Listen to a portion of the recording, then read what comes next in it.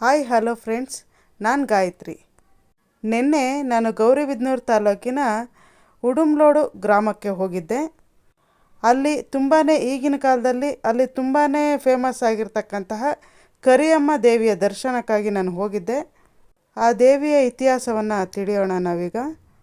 ಅದಕ್ಕೂ ಮುಂಚೆ ನೀವು ನಮ್ಮ ಚಾನಲ್ನ ಫಸ್ಟ್ ಟೈಮ್ ನೋಡ್ತಾ ಇದ್ದರೆ ಮೈ ಡ್ರೀಮ್ ಯೂಟ್ಯೂಬ್ ಚಾನಲನ್ನು ಸಬ್ಸ್ಕ್ರೈಬ್ ಮಾಡಿ, ಶೇರ್ ಮಾಡಿ ಹಾಗೂ ಲೈಕ್ ಮಾಡಿ.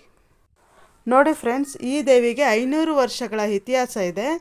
ಈ ದೇವಿ ನಾನು 15 ವರ್ಷಗಳ ಹಿಂದೆ ನೋಡಿದ್ದೆ. ಒಂದು ಚಿಕ್ಕ ಮೂರ್ತಿಯ ರೂಪದಲ್ಲಿ ಸುತ್ತಮುತ್ತ ಮನೆಯವರು ಬಂದು ಇಲ್ಲಿ ಪೂಜೆ ಮಾಡ್ತಾಯಿದ್ರು.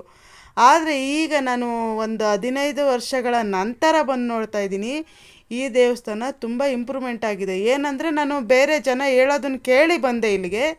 ಏನಂತ ಅಂದರೆ ಇಲ್ಲಿ ಹೇಳಿದ್ರು ಮಕ್ಕಳಿಗೆ ಹುಷಾರಿಲ್ಲ ಅಂದರೆ ಅವರು ಹೋಗಿ ದೇವಿಗೇನೋ ಪೂಜೆ ಮಾಡ್ಕೊಂಡು ಬಂದರೆ ಹುಷಾರಾಗ್ತಾರೆ. ಮತ್ತು ಆಮೇಲೆ ಹಸು ದನ ಕರುಗಳಿಗೆ ಅವಕ್ಕೆ ಹುಷಾರಿಲ್ಲ ಅಂದರೂ ಹೋಗಿ ಬಂದರೆ ಸಾಕು ಹುಷಾರಾಗ್ತಾರೆ ಅಂತ ಹೇಳಿದ್ರು. ಅದೇ ಕಾರಣಕ್ಕೋಸ್ಕರ ನಾನು ನೋಡಬೇಕು, ಈ ತಾಯಿನ ಒಂದು ಸರಿ ನೋಡಬೇಕು ಅಂಥೇಳಿ ನಾನು ಬಂದೆ. ತುಂಬ ಫಸ್ಟಿಗೂ ಇವಾಗ ತುಂಬ ಚೇಂಜಸ್ ಆಗಿದೆ. ಈ ದೇವಿಯ ಇತಿಹಾಸ ತಿಳಿಯೋಣ ಅಂತ ಕೇಳಿದ್ರೆ ಪುರೋಹಿತರನ್ನು ಕೇಳಿದೆ. ಅವರು ಹೇಳಿದ್ರು ನಮ್ಮ ಹಿರಿಯರು ಅವ್ರಿಗೆ ಹೇಳಿದ್ದಂತೆ. ಏನು ಅಂದರೆ ಫಸ್ಟ್ ಒಂದು ಚಿಕ್ಕದಾಗಿ ಹಳ್ಳ ಹರಿತಾ ಇದೆ, ಈಗಲೂ ಚಿಕ್ಕದಾಗಿ ಹರಿತಾ ಇದೆ. ತುಂಬ ದೊಡ್ಡದಿತ್ತಂತೆ, ಈಗೇನು ಚಿಕ್ಕದಾಗಿ ಹರಿತಾ ಇದೆ. ಆ ಹಳ್ಳದಲ್ಲಿ ಈ ದೇವಿ ವಿಗ್ರಹ ಸಿಕ್ಕಿದ್ದು ಅಂತ. ಈಗ ನೋಡಿ, ಇದೇ ಒಂದು ಚಿಕ್ಕದಾಗಿ ಹರಿತಾ ಇದೆ ಹಳ್ಳ. ಇದೇ ಹಳ್ಳದಲ್ಲಿ ಆ ದೇವಿ ಸಿಕ್ಕಿದ್ರು ಅಂತೇಳಿ ಅವರು ಹಿರಿಯರು ಅವ್ರಿಗೆ ಹೇಳಿದ್ರಂತೆ. ನಂತರ ಅದು ಸಿಕ್ಕಿದ ಮೇಲೆ ಎಲ್ಲ ಅಕ್ಕಪಕ್ಕ ಜನಗಳೆಲ್ಲ ಸೇರಿ ಪೂಜೆ ಮಾಡೋದಕ್ಕೆ ಶುರು ಮಾಡಿದ್ರಂತೆ. ಅವ್ರಿಗೆ ಈ ದೇವಿ ಜ್ಯೋತಿ ರೂಪದಲ್ಲಿ ಕಾಣ್ತಾ ಇದ್ರಂತೆ ಫಸ್ಟು. ಈಗ ಒಂದು ದೊಡ್ಡದಾಗಿ ಒಂದು ದೇವಸ್ಥಾನ ಆಗಿದೆ.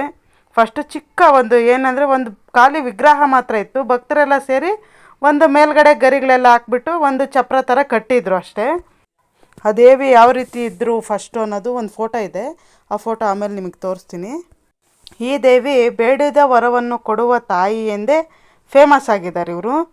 ಈಗ ಮಧ್ಯಾಹ್ನ 2 ಗಂಟೆ ಆಗಿದೆ. ಈ ಟೈಮಲ್ಲಿ ಯಾರೂ ಇರೋದಿಲ್ಲ. ಭಕ್ತರಿದ್ರೆ ವಿಡಿಯೋ ಮಾಡಲಿಕ್ಕೆ ಪ್ರಾಬ್ಲಮ್ ಆಗುತ್ತೆ ಅಂಥೇಳಿ ನಾನು ಈ ಟೈಮಲ್ಲಿ ಬಂದಿದ್ದೀನಿ. ಪೂಜೆ ಮಾಡಿಸಿದ್ಮೇಲೆ ಹೂವು ಮತ್ತು ಅಕ್ಷತೆ ಕಾಳು ಕೊಡ್ತಾರೆ.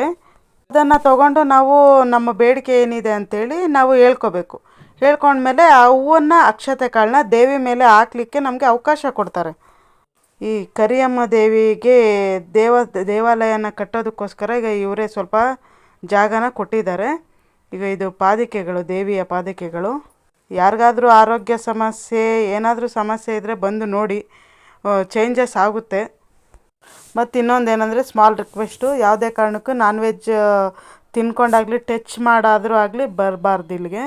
ಇನ್ನು ಪುರೋಹಿತರು ಹೇಳಿದರು ನನಗೆ, ನಾನ್ ವೆಜ್ ತಿನ್ಕೊಂಡು ಬಂದಿರೋರಿಗೆ ಸ್ವಲ್ಪ ಪ್ರಾಬ್ಲಮ್ ಆಯಿತು, ಹಾಗಾಗಿ ಯಾವುದೇ ಕಾರಣಕ್ಕೂ ನಾನ್ ವೆಜ್ ತಿನ್ಕೊಂಡು ಮಾತ್ರ ಇಲ್ಲಿ ಬರಬಾರ್ದು ಅಂತ.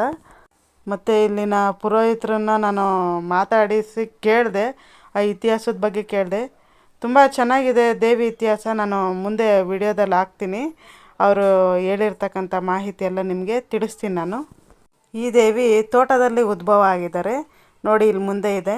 ಇಲ್ಲಿ ನೋಡಿ ಅಕ್ಷತೆ ಕಾಳೆಲ್ಲ ಕೊಟ್ಟಿದ್ದಾರೆ. ಆ ಥರ ದೇವಿ ಮೇಲೆ ಹಾಕಲಿಕ್ಕೆ ಅವಕಾಶ ಕೊಡ್ತಾರೆ. ಆ ಥರ ಹಾಕಿದ್ರೆ ನಮ್ಮ ಬೇಡಿಕೆಗಳು ದೇವಿಗೆ ಒಪ್ಪಿಸ್ದ ಹಾಗೆ ಅಂತ ನಂಬಿಕೆ.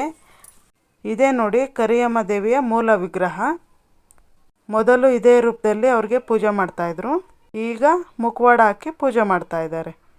ಇವರೇ ನೋಡಿ ಅಲ್ಲಿನ ಅರ್ಚಕರು.